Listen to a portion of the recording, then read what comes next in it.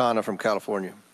Thank you, Mr. Chair. I want to thank the chair and the ranking member for convening this hearing on a bipartisan basis. I join them in condemning the horrific assassination attempt on the former president. I am relieved for the sake of the country that he wasn't seriously hurt and that he survived, and my thoughts with him and his family during such a traumatic event.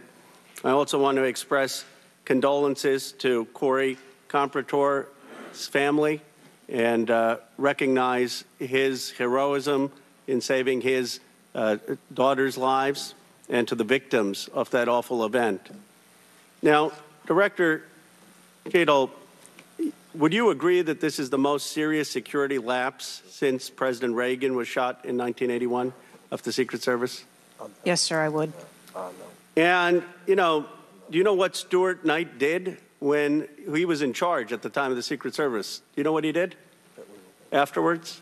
He remained on duty. He resigned. He resigned. And Stuart Knight was not a Democratic appointee or a Republican appointee. Look, I'm not questioning your judgment. I just don't think this is partisan. If you have an assassination attempt on a president, a former president, or a candidate, you need to resign. That's what Stuart Knight did. He was a Republican appointee, and he took responsibility.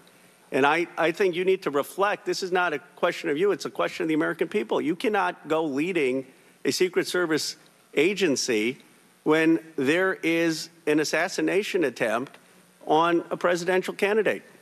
I would say that about anyone who is running. And so I guess my question to you is, what's the difference between your position and what Stuart Knight did? What I will tell you, sir, is that I am dedicated to finding the answers to what happened. And like every Secret Service agent, we don't shirk from our responsibilities.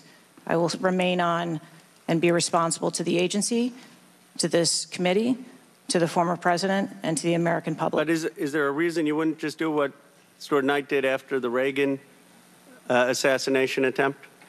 I believe that I provided an answer. There's nothing more that you have to say? I mean, do you really believe at this moment, given how divided the country is and the questions asked, that your service in this role is the best for the nation? I mean, I'm not saying you can't do public service again, you can't do something else again. Do you really genuinely in your heart believe that you being in this role is what's right for America at this moment? I mean, do you think there are people who are Trump supporters who have confidence in you? The one thing that we've got to have agencies in this country that are transcend politics, that have the confidence of independents, Democrats, Republicans, progressives, conservatives. Do you really believe that the majority of this country has confidence in you right now?